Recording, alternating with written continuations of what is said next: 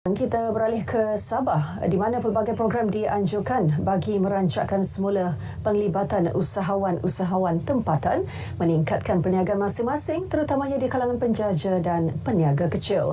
Antaranya yang berlangsung ketika ini adalah Karnival Hari Penjaja dan Peniaga Kecil tahun 2023 peringkat kebangsaan. Putra lanjut, kita bersama Magdalena Dipol di lokasi.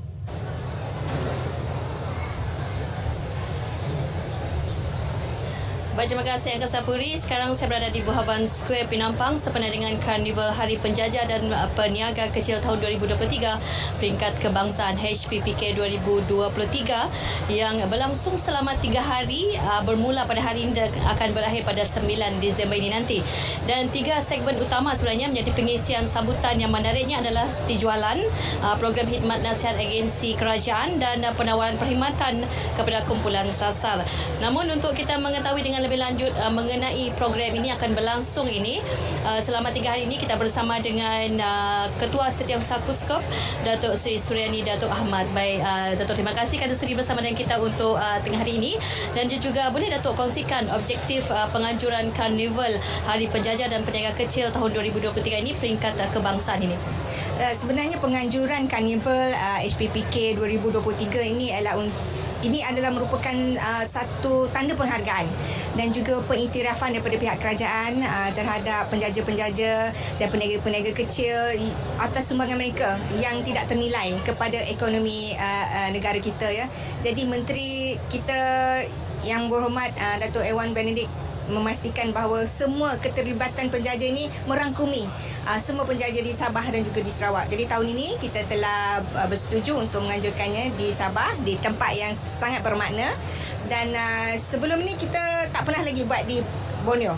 Ini kali pertama. Sebelum ni kita pernah buat di Kedah. Tahun lepas kita buat di Putrajaya dalam pelbagai bentuk. Kita ada carnival, kita ada convention.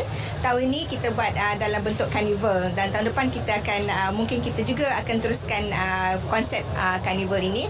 Jadi sambutan pada tahun ini kita nak meneruskan legacy HPPK yang selama ini menjadi pendorong kepada penjaja dan juga kepada peniaga kecil agar lebih bersemangat dan lebih komited dalam menyumbang kepada pengukuhan dan kestabilan ekonomi negara, ya. Jadi pemilihan Karnival untuk tahun ini bagi meraikan penjaja dan juga peniaga kecil, termasuk tamu Sabah ni. Di sini kita buat sebab ini adalah usahawan tamu sangat-sangat unik bagi kami. Jadi ini adalah sesuatu yang memberi inspirasi dan memberi motivasi kepada usahawan-usahawan lain juga untuk turut sama terlibat dalam pembangunan ekonomi negara. Okey, baik, Datuk Seri, di mana dipahamkan ada rasionalnya di sebalik pemilihan tema penjaja dan peniaga kecil nadi ekonomi madani Karnival HPPK 2023. Menarik, ya Datuk? Kita meraihkan mereka ni kerana mereka adalah nadi kepada ekonomi negara. Semasa kita dilanda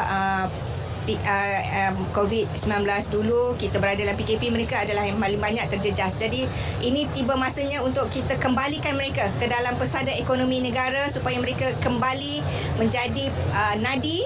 Dan di Malaysia kita dah ada lebih daripada 920,000 perusahaan mikro yang terlibat dalam perniagaan yang merupakan penjaja dan merupakan peniaga kecil.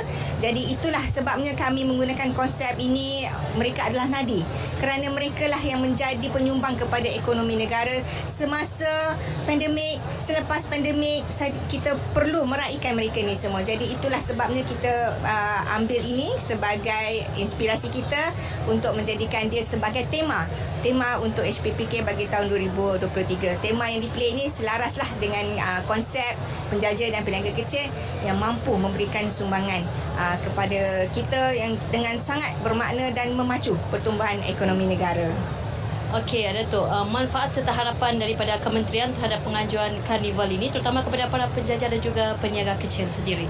Kita sebenarnya setiap tahun kita meraihkan mereka ini supaya mereka boleh membawa produk mereka, produk masing-masing. Bagi tahun ini kita buat di Sabah. Kita buat di tempat yang mana mereka dah membuat perniagaan, di Tamu ini.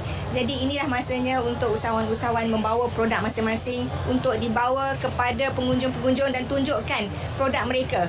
Jadi di setiap karnival yang kita laksanakan, usahawan-usahawan ini berpulang untuk mempamerkan keunikan serta apa yang mereka boleh bawa ke tengah.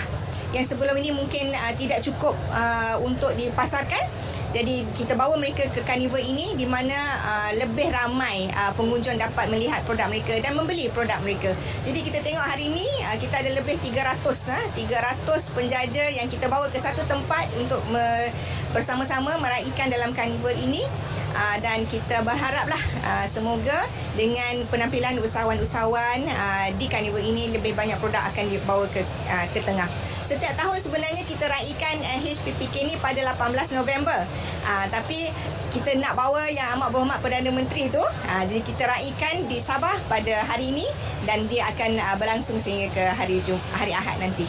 Okey, baik, terima kasih sekali lagi Datuk Seri, dan sebenarnya kita juga sangat bertuah pada kali ini di mana Perdana Menteri Yang Amat Berhormat Datuk Seri Anwar Ibrahim yang merasmikan Karnival HPP 2023 ini, dan difahamkan juga kemudian Yang Amat Berhormat Perdana Menteri akan berangkat ke Labuan untuk program lawatan Majlis Pecah Tanah Pasar Terbuka Madani Fasa 1 di Kampung Sungai Berdaun serta lawatan kerja ke projek menaik taraf jambatan dan Dewan Komuniti Kampung Patau-Patau 1. Baik, sekian dulu laporan daripada saya di lokasi. Saya Magdalena Depol, kembali ke Angkasa Puri. Silakan. Madalina, terima kasih untuk perkongsian itu.